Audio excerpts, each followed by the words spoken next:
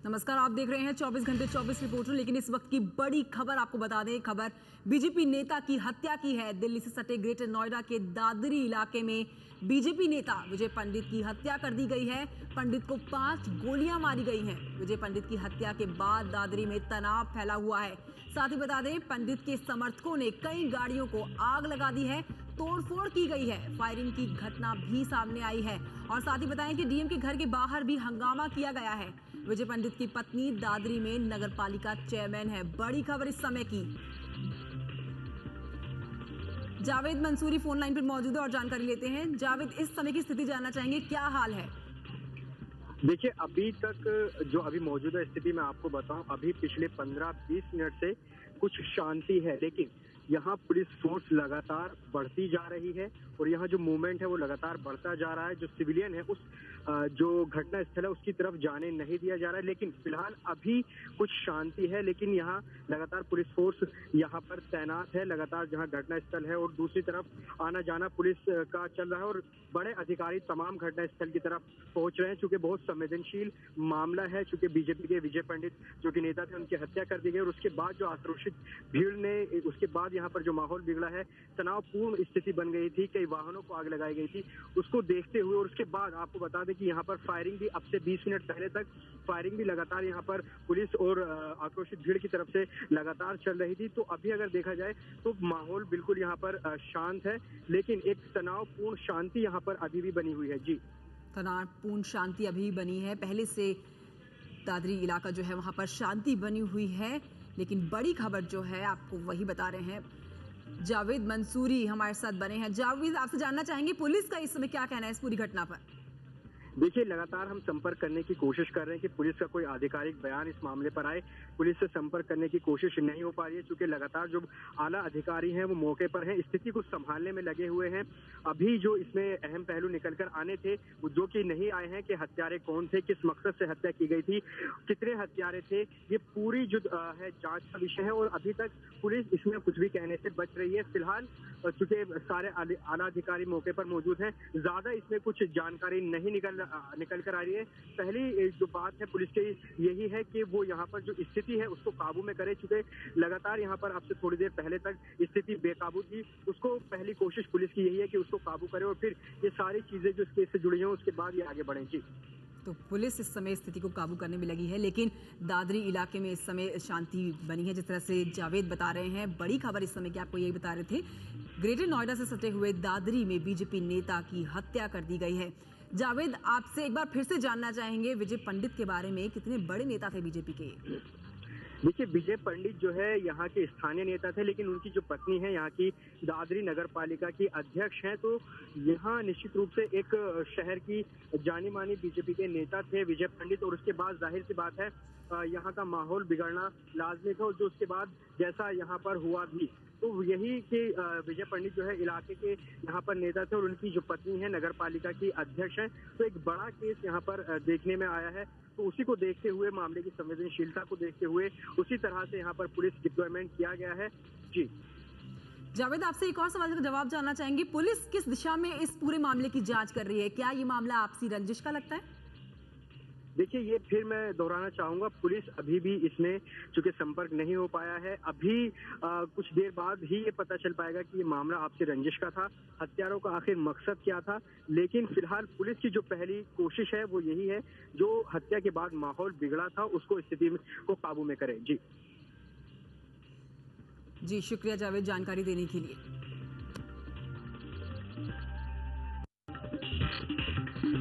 नोएडा से सटे दादरी में बीजेपी नेता की हत्या कर दी गई। घटना तकरीबन 8:30 बजे की है। आपको बता दें कि गीता पंडित जो कि दादरी की चेयरपर्सन है, उनके पति विजय पंडित की तकरीबन 8:30 बजे के आसपास हत्या कर दी गई।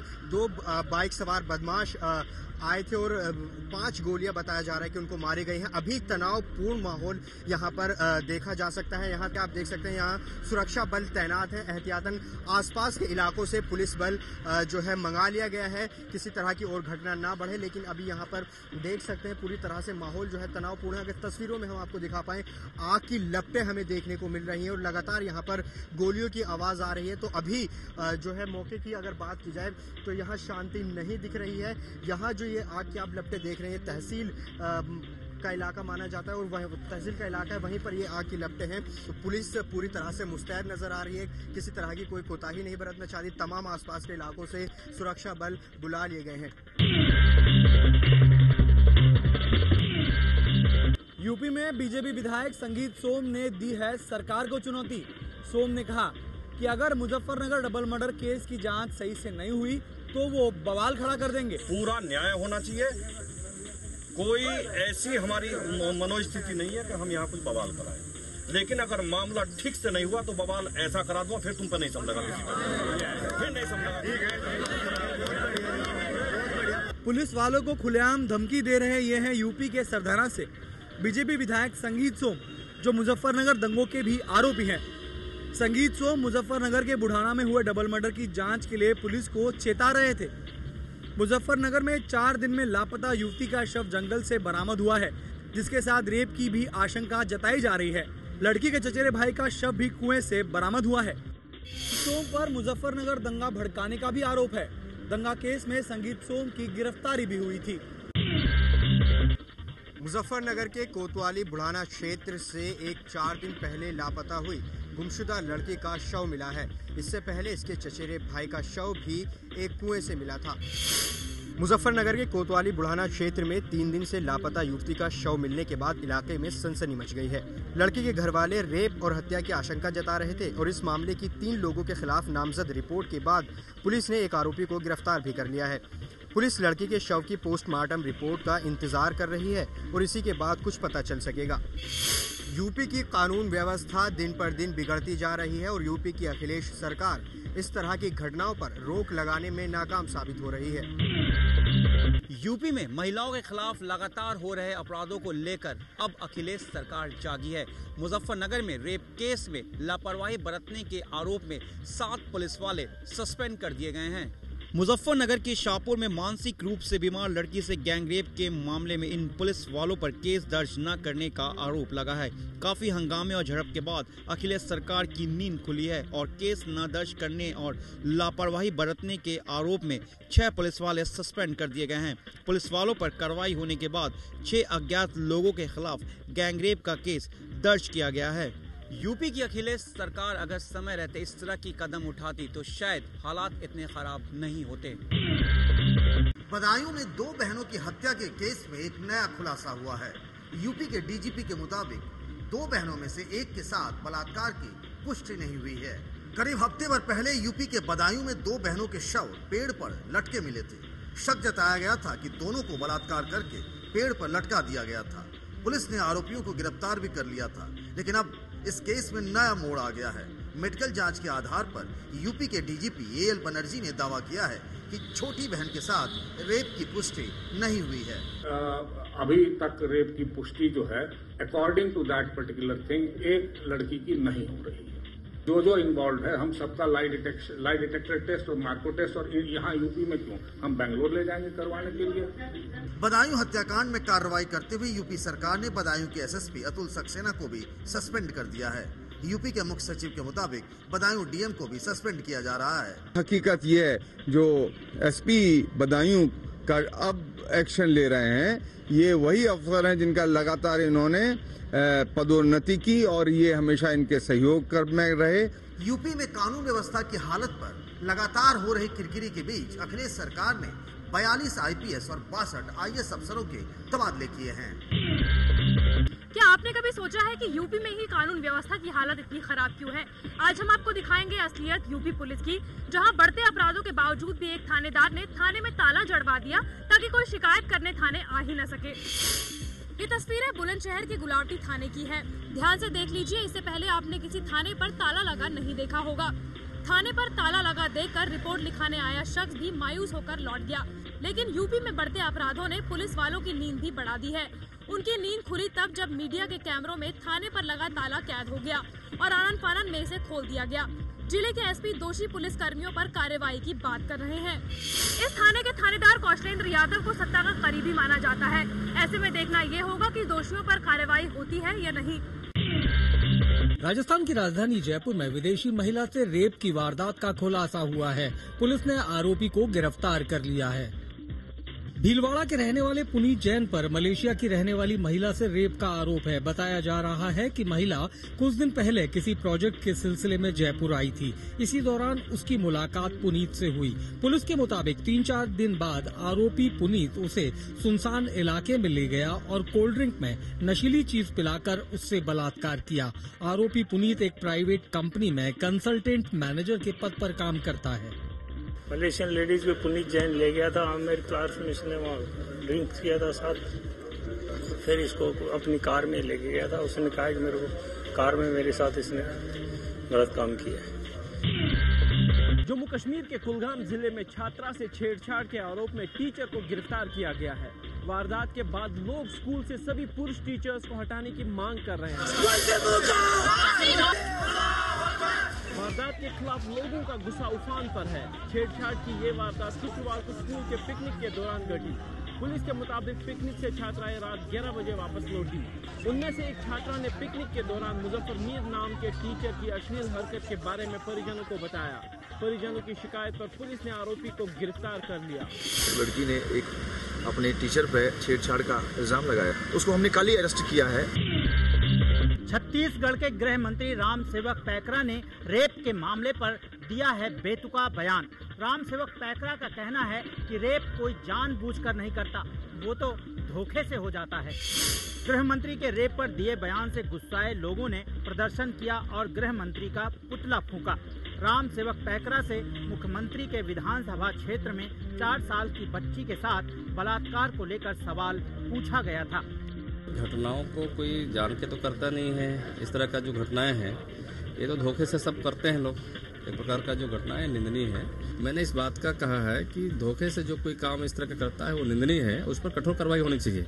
लेकिन जो बयानबाजी जो तोड़ मरोड़ करके किया गया है, मैं सोचता हूँ उसका मैं निंदा करता हूँ और ऐसे मैंने बयान नहीं दिया है। वाकई गृह मंत्री जब ऐसे बयान देंगे तो हालात कैसे सुधरेंगे?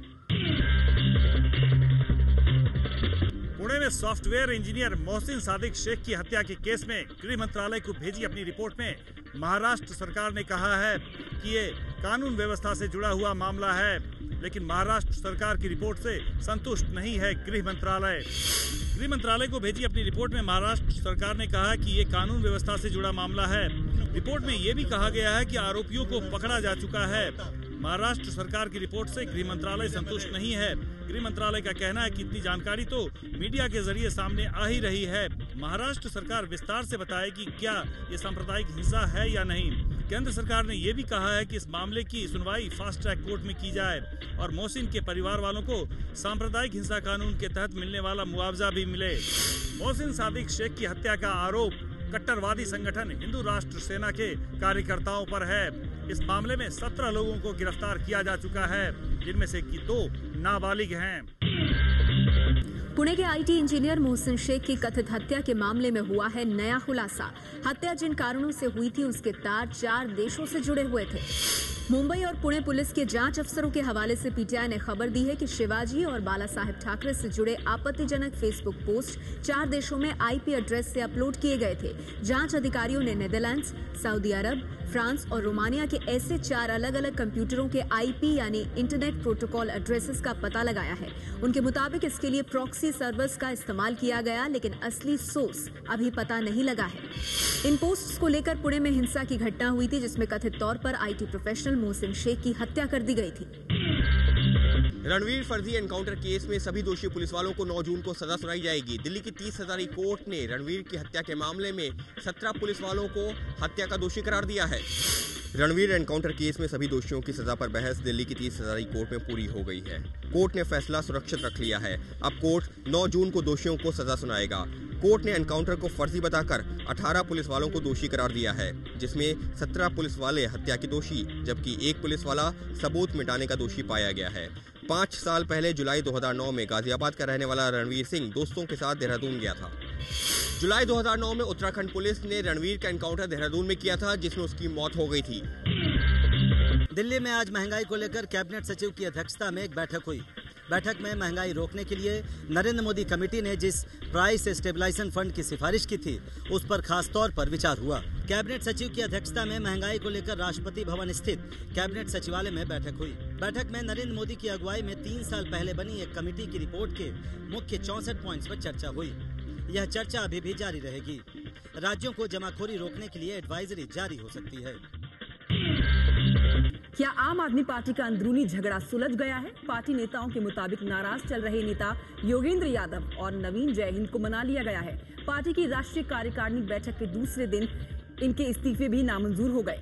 यादव जी ने इस्तीफा दिया था और नवीन जयहिंद जिन्हें राष्ट्रीय कार्यकारिणी के जिम्मेदारी से इस्तीफा दिया था, दोनों के इस्तीफे राष्ट्रीय कार्यकारिणी ने नामंजूर कर दिए हैं और दोनों लोग फिर से जिन जिन दायित्वों पे थे, जिन जिन जिम्मेदारियों पे थे, उसी तरह से वो पार्टी के लिए काम करते रहेंगे। आम आदमी पार्टी के बड़े नेता संजय सिंह की माने तो अब आम आदमी पार्टी में नेताओं के बीच आपसी लड़ाई मिट गई है और सब कुछ ठीक है। लोकसभा चुनाव में करारी हार के बाद पार्टी का अंदरूनी झगड़ा सामने आया था। योगेंद्र यादव ने अरविंद केजरीवाल पर सुप्रीमो होने के आरोप लगाते हुए सभी पदों से इस्तीफा दे दिया था। हरियाणा में आम आदमी पार्टी के नेता नवीन जयहिंद ने भी राष्ट्रीय कार्यकारिणी से इस्तीफा दे दिया था। झगड़ा तब ज्यादा बढ़ गया जब मनीष सिसोदिया ने योगेंद्र यादव को चिट्ठी लिखकर पार्टी को खत्म करने का आरोप लगाया था। लेकिन अब पार्टी नेताओं के मुताबिक राष्ट्रीय कार्यकारिणी में झगड़ा सुलझा लिया गया है। मैंने पहले दिन से ही कहा था कि पार्टी छोड़ने का सवाल ही नहीं होता, न छोड़ूंगा न तोड़ूंगा। इस देश में बहुत देर बाद एक उम्मीद पैदा हुई है, उस उम्मीद के दिए को बुझने नहीं देंगे। आम आदमी पार्टी छोड़ चुकी शाजिया इल्मी को भी बड़े नेता मनाने की कोशिश में लगे हैं। शाजिया ने पार्टी में लोकतंत्र न होने का आरोप लगाते हुए इस्तीफा दिया था। 24 घंटे 24 रिपोर्टर में अब तक आपने देखा ग्रेटर नोएडा के दादरी में बीजेपी नेता विजय पंडित की हत्या, आम आदमी पार्टी की बैठक में योगेंद्र यादव जयहिंद के इस्तीफे नामंजूर और उत्तर प्रदेश के डीजीपी ने कहा बदायूं में एक लड़की का रेप नहीं हुआ था। यूपी के बाद अब राजधानी दिल्ली के लोग भी बिजली संकट से जूझ रहे हैं। दिल्ली के तुर्कमान गेट इलाके में गर्मी के इस मौसम में बिजली कटौती से परेशान लोगों ने जमकर हंगामा किया। लोगों ने रोड जाम कर अपने गुस्से का इजहार किया। लोगों ने बिजली विभाग के अलावा इलाके से सांसद हर्षवर्धन के खिलाफ भी नारेबाजी की। लोगों का कहना है कि पिछले कई दिनों से बिजली की कटौती की जा रही है। दिन में भी करीब 4 घंटे की बिजली कटौती की जाती है। मांग है बिजली ये है कि इनका टाइम नहीं है कोई। अब ये 10 बजे भेजते हैं तो रात को 1-1:30 बजे बुलाते हैं। बहन बेटी के साथ कोई हादसा हो जाए, डकैती हो जाए, चोरी हो जाए, मुझे ये बताइए इसका जिम्मेदार कौन होगा? जान माल का जिम्मेदार कौन है? दिल्ली के उपराज्यपाल नजीब जंग ने एक दिन पहले ही कहा था कि दिल्ली में मांग उत्पादन से ज्यादा हो गई है, इसीलिए बिजली संकट पैदा हो रहा है।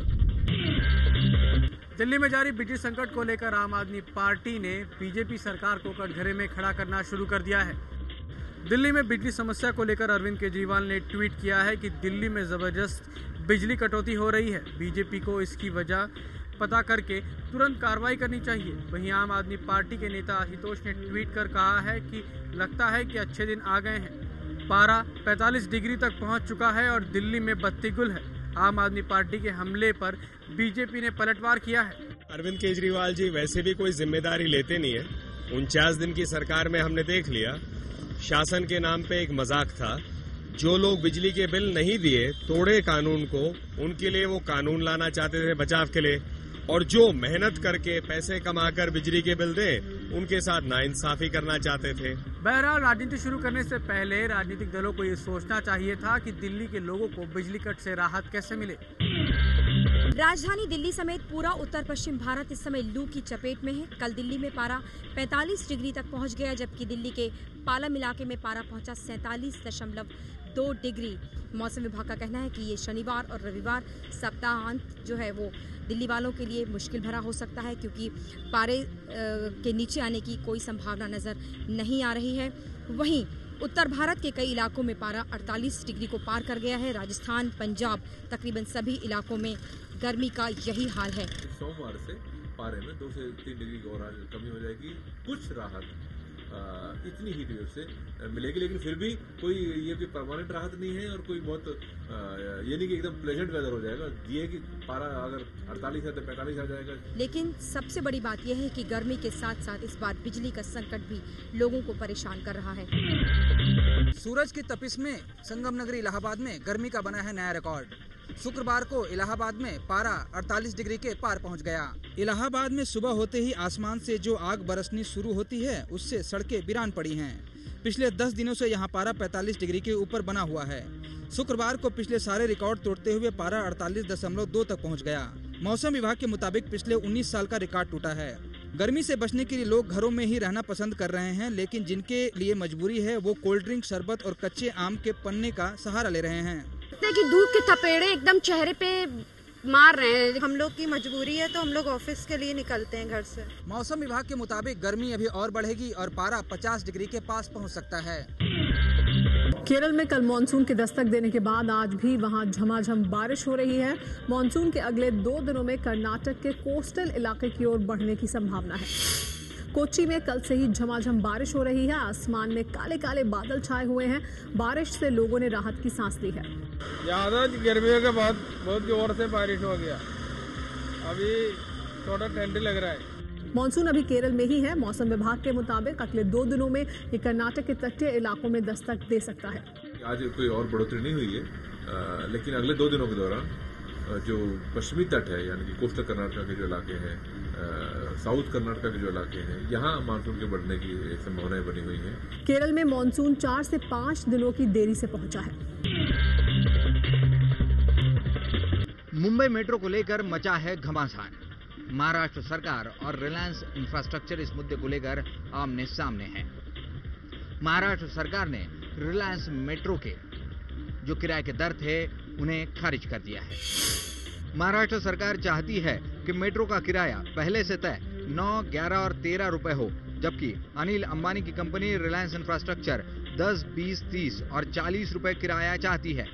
मुझे बुलाया गया है 10:30 बजे कल का कार्यक्रम में मैं जाऊंगा, लेकिन एक शर्त पर दरें नहीं बढ़ेंगी जब तक न्यायिक प्रक्रिया से तारीख फिक्सेशन कमेटी मानती नहीं। जो भी स्वीकार करेंगे हमें मानेंगे। मुंबई में वर्सोवा से लेकर घाटकोपर तक मेट्रो का पहला फेज शुरू होने वाला है। मुंबई मेट्रो का ये सफर करने जा रहे हैं। मैं दिखा दूं आपको, दरवाजे से अंदर आइए और ऊपर ही हमने देखा है कि किस तरह से स्टेशन की जानकारी मेट्रो में। सबसे पहले मैं आपको दिखाना चाहूंगी कि look, first look of metro कैसे दिखते हैं। मेट्रो बहुत ही सुंदर है। 4 डिब्बों की ये मेट्रो है। हर एक डिब्बे में 375 लोग बैठ सकते हैं। इसकी इतनी कैपेसिटी है। लगभग 1500 लोग एक ट्रेन में यात्रा कर सकते हैं। यानी कुल अगर दिन भर की बात करें तो 250 बार ट्रेन यहाँ से वहाँ यानी VAG कॉरिडोर पर चलेगी, जिससे 11 लाख यात्री यात्रा कर सकते हैं। हम यहाँ पर देख सकते हैं कि बहुत सुंदर से स्क्रीन लगे हुए हैं। यहाँ पर जानकारी दी जाएगी और ये बड़े से विंडो जिससे आप यहाँ पर अगर आप बैठे हैं और बहुत कंफर्टेबल जर्नी हो रही है आपको, तो जाहिर सी बात है आप बाहर के नज़ारे का लुत्फ उठा सकते हैं। आंध्र प्रदेश के गुंटूर जिले में चंद्रबाबू नायडू को आंध्र प्रदेश के मुख्यमंत्री पद की शपथ दिलाई जाने वाली और शपथ ग्रहण समारोह के लिए अब जो मंच है वो पूरी तरह से तैयार हो गया है। आखिरी जो टच है वो यहाँ पर दिए जा रहे हैं। आप देख सकते हैं ये मंच है और इस गुंटूर जिले के नागार्जुन यूनिवर्सिटी ग्राउंड में 3 से 4 लाख लोग यहाँ आएंगे और मुख्यमंत्री के शपथ ग्रहण समारोह में शामिल होंगे। 7 राज्यों के मुख्यमंत्री यहाँ इस शपथ ग्रहण समारोह में शामिल होने जा रहे हैं। 7000 से ज्यादा पुलिस दल आंध्र प्रदेश स्टेट पुलिस का यहाँ तैनात होगा। प्रधानमंत्री नरेंद्र मोदी को चंद्रबाबू नायडू ने न्योता दिया है, लेकिन उनका आना तय नहीं है। राजनाथ सिंह, वेंकैया नायडू यहाँ बीजेपी की तरफ से आएंगे और अन्य जो मंत्री हैं, जो दूसरे राज्यों के मंत्री हैं या मुख्यमंत्री हैं, वो यहाँ पर आएंगे। लोकसभा चुनाव में जीत के बाद पहली बार लखनऊ पहुंचे गृह मंत्री राजनाथ सिंह। लखनऊ में राजनाथ सिंह का जोरदार स्वागत किया गया।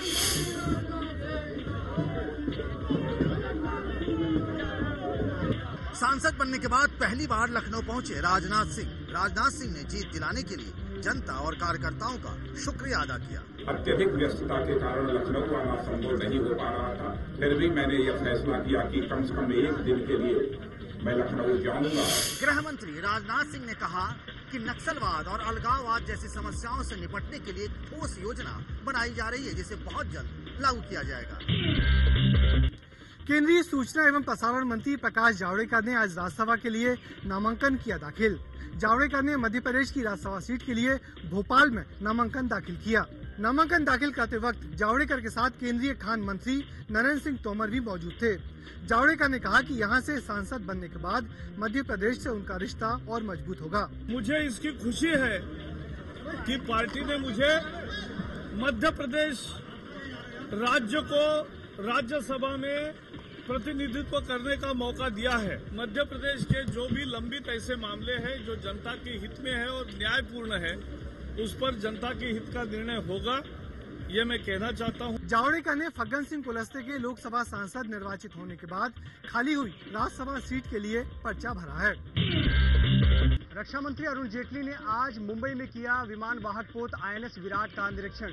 इसके बाद अरुण जेटली ने पश्चिमी नौसेना कमान के संचालन तैयारियों का जायजा भी लिया। मुंबई पहुंचे रक्षा मंत्री जेटली ने सबसे पहले INS विराट का निरीक्षण किया और उसके बाद तेज गति से चलने वाली 2 तटरक्षक नौकाएं अचूक और अग्रिम भारतीय नौसेना को सौंपी। जेटली ने पश्चिमी नौसेना कमान की लड़ाकू क्षमता का भी जायजा लिया। पिछले साल यहीं की पनडुब्बी सिंधुरक्षक में विस्फोट होने के बाद आग लग गई थी और 18 नाविकों की मौत हो गई थी। सुधार लाने के लिए उनके कारणों की जांच की है और जो प्रोक्योरमेंट प्रोसेस है सभी सेवाओं का, उसको और तेज करना पड़ेगा और जहां जहां कमजोरी रही है उनको नेवी अपने आप एड्रेस करेगी। हादसे के बाद समुद्र में डूबी INS सिंधुरक्षक पनडुब्बी को भी इसी सप्ताह समुद्र से बाहर निकाला गया है। केंद्र में नई सरकार आने के बाद सोने की कीमतों में जो गिरावट का दौर शुरू हुआ वो अब तक जारी है। अब सोना पिछले 10 महीनों के निचले स्तर पर पहुंच गया है। स्टैंडर्ड गोल्ड सोना आज शुक्रवार के मुकाबले 70 रुपए गिरकर 26,675 प्रति 10 ग्राम के रेट पर पहुंच गया। वहीं चांदी कल के मुकाबले 215 रुपए गिरकर 40,865 प्रति किलोग्राम तक पहुंच गई।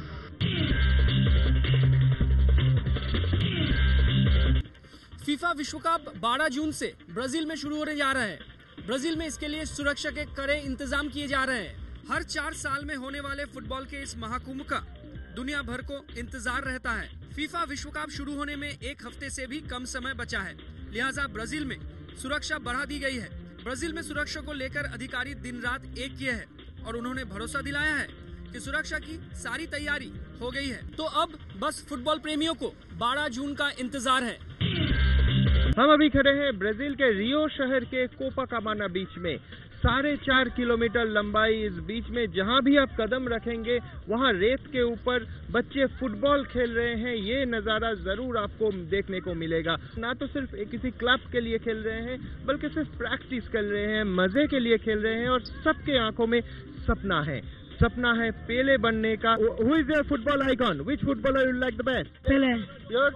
Pele.